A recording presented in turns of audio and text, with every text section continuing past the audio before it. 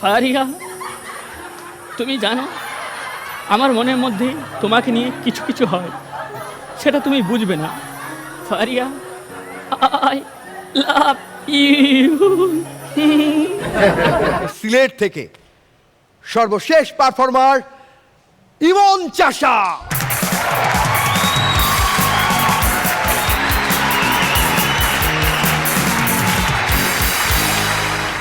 দাদেশ, ভালো আছেন? হ্যাঁ, এনার্জি।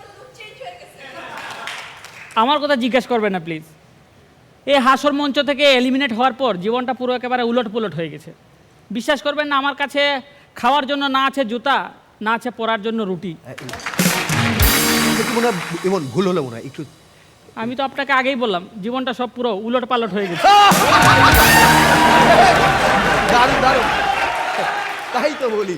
যখন এইখান থেকে এলিমিনেট হয়ে গেলাম, টানা 7টা এপিসোড করেছি। আমাকে শাওন দাদা ডাকলো, বলছি ইমন, আমি ঠিক বুঝতে পারিনি রে তোর এই 7 এপিসোডের যে পারফরমেন্সের নৌকাটা এভাবে হঠাৎ করে ডুবে যাবে। আমি বললাম দাদা, যেখানে 16 বছরের নৌকার কোনো গ্যারেন্টি থাকে না, সেখানে আমার গ্যারেন্টি থাকবে কোথায়? তো যাই হোক, এই কথা বলার পর দাদার বিষয় থেকে একটা আমি খুব ভালো জিনিস জানলাম, যে একজন মানুষ যতই বড় সেলিব্রিটি হয়ে যাক, রাগ উঠলে গালি কিন্তু সবসময় খারাপ ভাষাতেই দেয়। এইখানে 3-4 মাস ছিলাম। 3-4 মাস থেকে আমি আমার ফ্যামিলিকে খুব খুব মিস করছিলাম, স্পেশালি আমার মা এবং আমার বোনকে। আবার ধন্যবাদ শাওন দাদাকে, মাত্র 1 মিনিটের রাগের মাথায় আমার মা বোনকে খেয়াল করে দেওয়ার জন্য।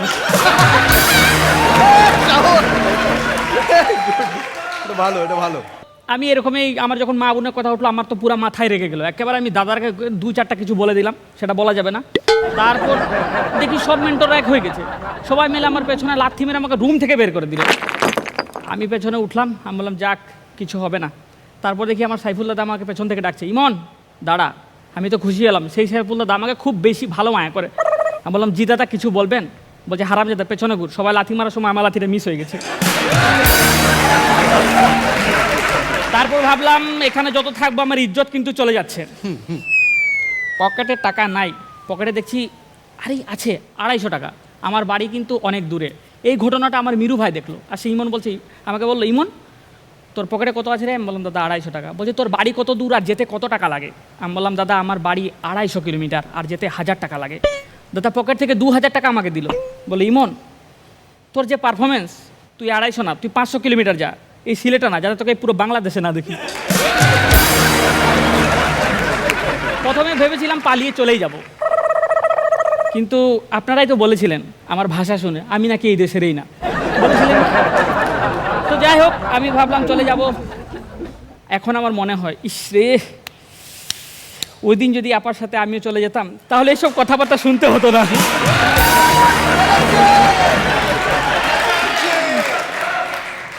তাই যা হোক, একটা কথা বলি, আমি গর্বিত, আমি একজন বাঙালি। একটা কথা আপনারা সবাই মনে রাখবেন, এই ইমন কখনো পালাবে না। তো যাক, পালাবে না। তো ভাবলাম বাড়ি ফিরতে হবে, বাসে উঠলাম। বাসে উঠে দেখি আমার সিটের পাশে একটা অর্ধক টাকালা কাকু বসে আছে, একেবারে চেহারার উগ্রবিগ্রহ চেহারা, মানে দেখে চেনার মতো পায় নাই। আমাকে দেখি বলো, আরে তুমি ইমন চাষা না, তুমি হাসো করো না? আমি বললাম জি কাকু জি। বলছে বাবা যদি কিছু মনে না করো, একটা ফটো, একটা ছবি তো হবেই। আমি বললাম অবশ্যই কাকু। তারপর কাকুটা কি জানি বুঝলো, তার পকেট থেকে তার এই পাসপোর্ট সাইজের ছবি একটা আমাকে ধরিয়ে দিয়ে বললো, এটা রাখ, কারণ তোর থেকে সিলেটে আমি বেশি ফেমাস।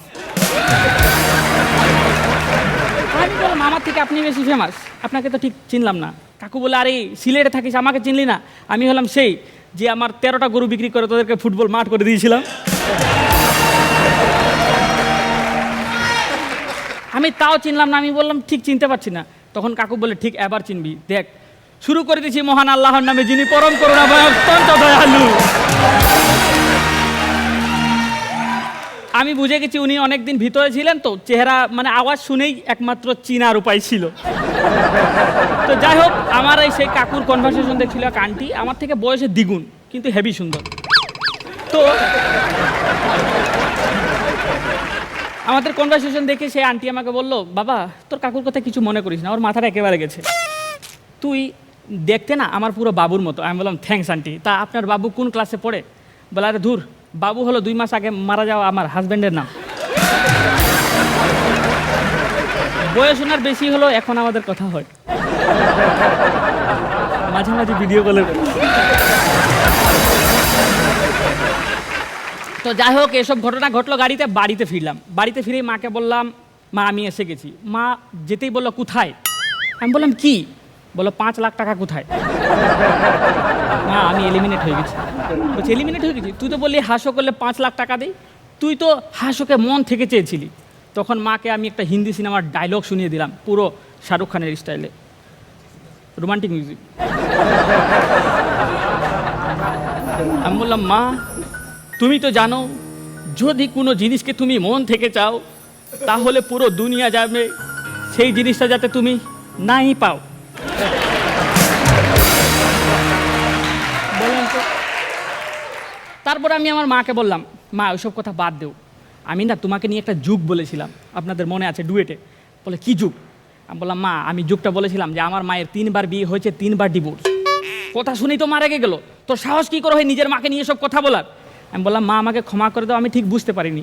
মা আমাকে বললো এদিকে আয়, ক্ষমা টমা বাদ দে, আগে এটা বল যে কথা তোর বাবা জানে না সেটা তুই জানলি কী করে?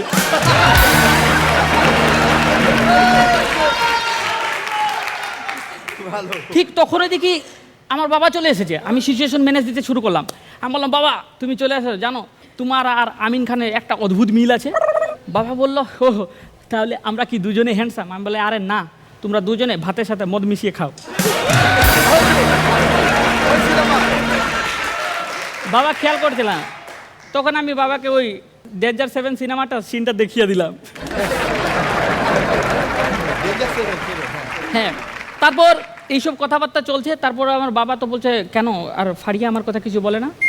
আমি বললাম দেখো বাবা এমন তো কিছু বলেনি, তবে একদিন আমাকে বলেছে ইমন তুমি এত হ্যান্ডসাম, নিশ্চয়ই তোমার বাবা আরও বেশি হ্যান্ডসাম। শুনেই তো বাবা একেবারে পুরো রোমান্টিক হয়ে গেল। রোমান্টিক মুডে বললো হা ফারিয়া কথা বলেছে? Faria beauty beauty beauty. আমি বললাম বাবা ফারিয়া তোমার ছেলের বউয়ের মতো। বাবা চেঞ্জ হয়ে গেল, বলছে ফারিয়া আমার বেটি বেটি বেটি বেটি।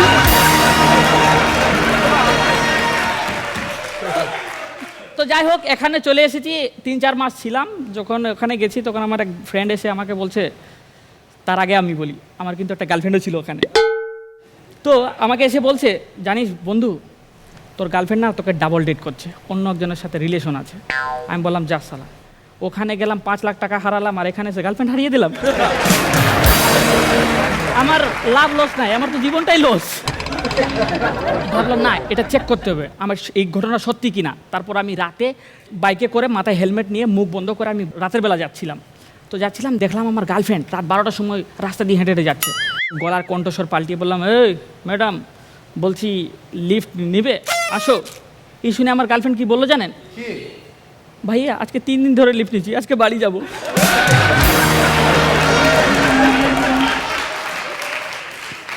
তার সাথে সাথেই আমি ব্রেকআপ করে দিলাম। আমি ভাবলাম না যেহেতু এখন ঢাকা শহরে প্রায় যাওয়া আসা হচ্ছে, তাই ঢাকা শহরে একটাকে মন দিব।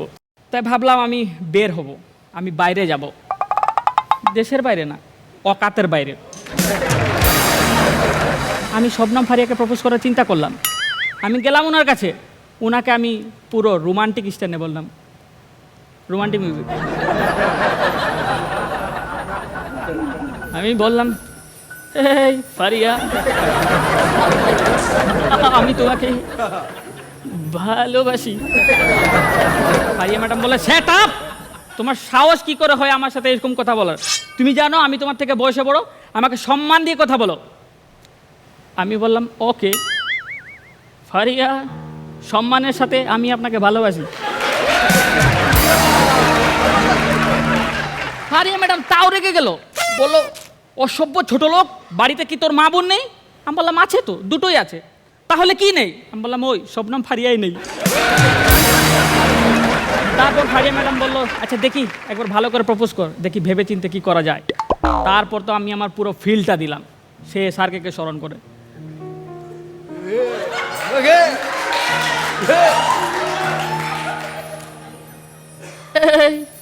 ফারিয়া তুমি জানো আমার মনের মধ্যে তোমাকে নিয়ে কিছু কিছু হয়। সেটা তুমি বুঝবে না। Faria, I love you. এখন ফারিয়া ম্যাডামের উত্তর দেবার পালা। ফারিয়া ম্যাডাম বলল, ইমন তুমি তো জানো আমি কপি পছন্দ করি না।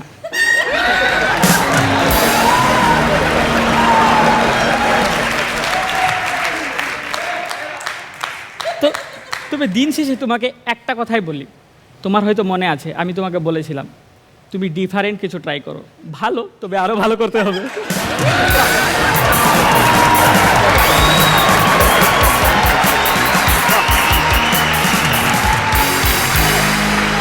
ওকে ওকে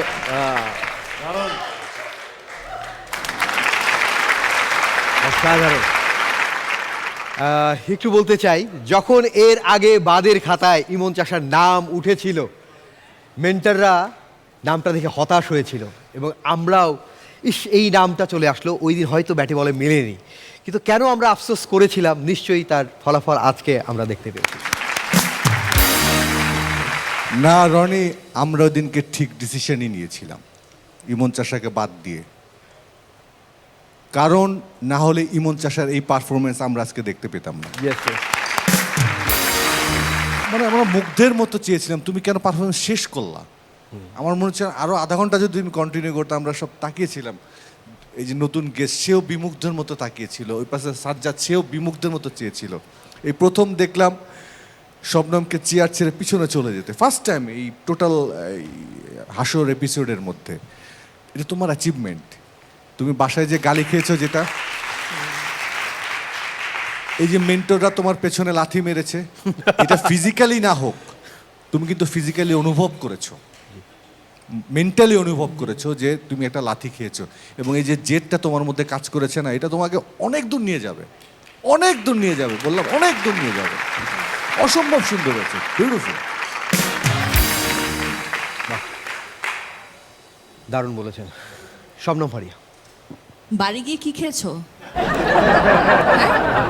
কি খাচ্ছিলে বাড়ি গিয়ে? মানে ইটস আ ডিফারেন্ট ইমন চাষা, অবশ্যই। হ্যাঁ, সেটা পারফরমেন্স ওয়াইজ ও লুক ওয়াইজ, অ্যান্ড ও যে কনফিডেন্টলি এবার পারফর্ম করলো, মানে এইরকম কনফিডেন্স আমি ওর মধ্যে এর আগে দেখিনি। I am so glad to see you. আজকের পারফরমেন্স ইয়োর বেস্ট পারফরমেন্স।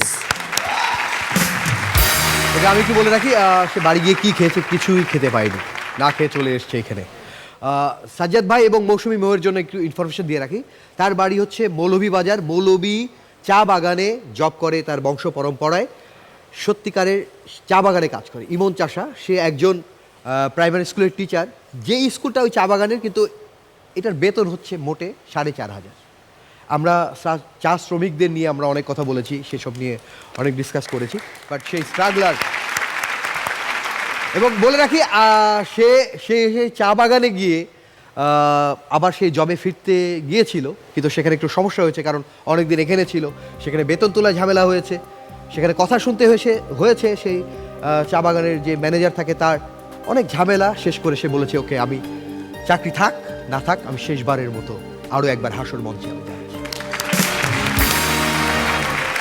প্রথমত হচ্ছে আমার কাছে মনে হয়েছে এই পারফরমেন্সটা, this performance is like a man performance.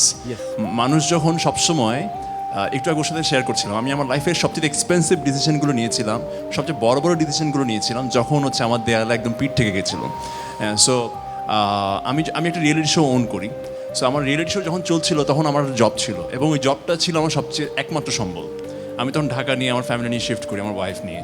So আমার একটা ডিসিশন মেক করতে হচ্ছিল যে আমার ওই চাকরিটা যেমন আমার জন্য ইম্পর্টেন্ট, আবার যদি সামহাও এই কম্পিটিশন আমি উইন করে ফেলি, আমার ক্যারিয়ারে ডিফারেন্ট কিছু হইতে পারে। সো আমি এটা চুজ করেছিলাম। হ্যাঁ, কারণ দিন শেষে আমাদেরকে একটা বোল্ড ডিসিশন নিতেই হতো। আপনি আসলে ওখানে ডিজার্ভ করেন না, আপনি ওখানে সিলেটে যে জায়গার কথা বললেন বা যে স্কুলে চাকরির কথা বললেন, ইউ ডিজার্ভ হিয়ার।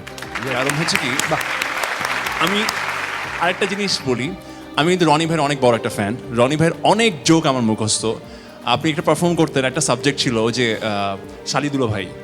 হ্যাঁ, শালিদুলো ভাই যে পারফরমেন্সটা, উনি যখন এই পারফরমেন্সটা করতেন পুরো স্টেজ এত স্ট্রংলি, বা যখনই আপনি পারফরমেন্স করেন স্টেজে, সেটা এত স্ট্রংভাবে স্টেজকে উনি গ্র্যাব করে রাখেন, পুরো স্টেজ সারাউন্ডিংস যারা আছেন এবং টিভির সামনে যারা আছেন তাদেরকে এত স্ট্রংভাবে বসায় রাখে, পুরো একটা ঘোরের মধ্যে রাখে।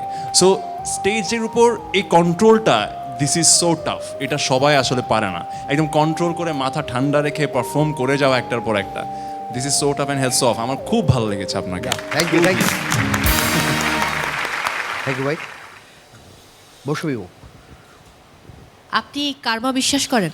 আমার কাছে মনে হয় যে এটা আসলে বিশ্বাস করতে হয়। প্রকৃতি এক এক সময় এক এক জায়গায় মানুষকে নিয়ে দাঁড় করায়। কোনো একটা মঞ্চ থেকে আপনাকে বিদায় জানানো হলো, আবার আপনি সেই মঞ্চে আসতে পারেন। আমি আমার ক্যারিয়ারের শুরুতে একটা মঞ্চ থেকে আমাকে নামিয়ে দেওয়া হয়েছিল, এবং সেই মঞ্চে যে আমি সৈয়দ শামসুল হকের পাশে দাঁড়িয়ে ক্রেস্টটা তুলে দেব, ওই কাজটুকু আমাকে দেওয়া হয়েছিল এখন থেকে আরও প্রায় 9 বছর বা 10 বছর আগের কথা। সো আমার বাবা, আমার বন্ধুর বাবা, মানে আমার বান্ধবীর বাবা, ওরা সামনে বসা ছিল এই প্রোগ্রামটা দেখবে বলে। তারপর যেটা হলো যে আমাকে নামিয়ে দেওয়া হলো, এবং আমি পেছন দিয়ে হেঁটে গিয়ে সামনে গিয়ে বসলাম। আব্বু বললো যে কেন এখানে তুমি, তোমার তো ওখানে থাকার কথা। আমি তো খুব হ্যাপি যে সব্যসাচী লেখক, তার পাশে দাঁড়িয়ে তাকে অ্যাওয়ার্ড তুলে দেওয়া হবে, ওই ট্রেটা আমি নিয়ে যাব, অ্যাওয়ার্ডটা তুলে দেবে একজন খুব স্বনামধন্য ব্যক্তিত্ব।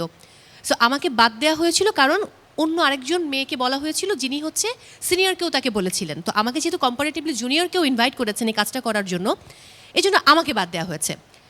বিশ্বাস করুন, টু বি ভেরি অনেস্ট, ওই প্রতিষ্ঠানের অলমোস্ট সব শো এখন আমি করি। যারা আমাকে মঞ্চ থেকে নামিয়ে দিয়েছিল সেই মঞ্চটা এখন আমার গ্রিপে। এটা আমি আমার কর্মদক্ষতা, আমার যোগ্যতা, আমার পরিশ্রম এবং সততা দিয়ে অর্জন করেছি। সো কার্মাতে বিশ্বাস করুন, বলা যায় না আপনার ভাগ্য ভালো কিছু হতে পারে। ওকে, আজকের এপিসোডের আগ পর্যন্ত আমরা ওর ব্যাপারে একটা ইনফরমেশন জানি, ওটা ছোট একটা জব করে, টিচার, বেতন খুবই কম। কিন্তু আরেকটা ইনফরমেশন কেউ জানে না, ওই হাসপাতাল টিকার পরে ওর আসার মতো ভাড়া ছিল না, একটা ভালো মোবাইল ছিল না, ওদের একটা বাছুর বিক্রি করে সে আসছে এখানে, 27,000 টাকা দিয়ে বিক্রি করছিল। কারণ এখানে ক্যাম্পে থাকলে ইন্টারনেট ইউজ করতে হয়, মোবাইল ঘাঁটতে হয়, আমরা দিনরাত তো পরিশ্রম করি। এই মোবাইল নেওয়ার জন্যই মানে তাদের শেষ সম্বল ছিল ওই বাছুরটাই, ওটা বিক্রি করে সে এখানে আসছে। এই ডেডিকেশন, থ্যাংক ইউ। বাসা থেকে বাছুরটা বিক্রি করে এসছেন, শুধু বাছুরটা বিক্রি করেছেন? এর আগে মা অসুস্থ ছিল, গাভিটা বিক্রি করে দিয়েছে। আর মাকে বলেছিলাম এখানে আসবো, মানে ট্রলি ব্যাগ, মোবাইল লাগবে, আমার ছোট মোবাইল ছিল, আমি সেখানে একটা মোবাইল করে টাকা টোকা ছিল না। বাবা এক পলকের জন্য ভাবেনি যে কী করে, মানুষ অনেকজন জড়ো হয়ে গেছে যে ছেলে হাস্য করছে, কদিন পরে টিভিতে দেখাবে। বলে যতই দূর যাক, এটা আমি মনে করি না, মনে করবি তোর ভবিষ্যৎ যেটাই হোক। আর বাবা মার প্রতি আমার একটা বিশ্বাস থাকে, কেন মা বলে যে আমি জীবনে কোনো কিছু করলে ভুল কিছু করব না। বলে আমার ছেলেকে শিক্ষিত বানিয়েছি, যা করবে ভেবে চিন্তে করবে, ভালো করবে। তাই বাছুরটা একেবারে ভেবে না চিনতে বাবা বিক্রি করে দিয়েছি। আমি সকাল উঠে দেখি বাবা বিক্রি করে দিয়েছি। একটা জোরে হাততালি। গাইও বিক্রি হয়েছে, বাছুরও বিক্রি। সার কি আছে? আমি জাস্ট এমনি জানছি, হয়তো সেই সারকে আমরা আবার সামনের সিজনে বিয়ে দিব, একটা গাই আসবে, আবার বাছুর হবে, ঘর আবার ভরে যাবে। আর সেই সার যদি না থাকে, এই সার আছে, এই সার সেই ইচ্ছাগুলো পূরণ করবে। মজা করে যাই বলি না কেন, সবচেয়ে বাস্তব সত্যটা হচ্ছে ইমন চাষা এমনভাবে সেই চা বাগান থেকে ফিরে এসছে, সেখানে তার যাওয়ার আর কোনো উপায় নেই, তাকে যা করার এই ঢাকাতে করতে হবে। সো এখানে আমি দেখতে পাচ্ছি মার্সেলের অনেক ঊর্ধ্বতন কর্মকর্তারা রয়েছেন, যারা চাইলেই ডিসিশন নিতে পারবেন, তাদের প্রতিষ্ঠান রয়েছে, সেখানে কোনো জবের সুযোগ হতে পারে। আর এনটিভির দরজা তার জন্য তো খোলা থাকলোই। সো অনেকে আবার নিজের দিকে তাকাচ্ছেন, তাদেরকে ধন্যবাদ।